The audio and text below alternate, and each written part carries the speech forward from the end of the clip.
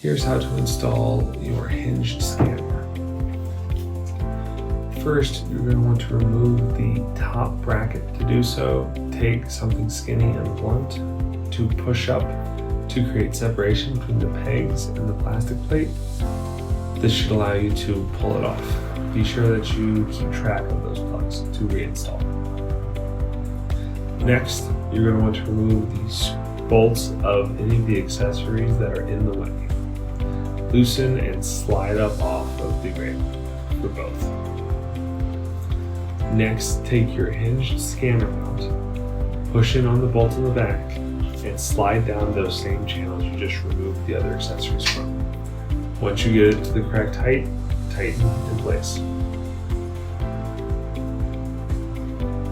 Go ahead and reinstall any of the other accessories that you put back on the pole, back to where they were, and tighten. Take the top cap and the plugs, line up the holes, give it an initial push, and then a final push.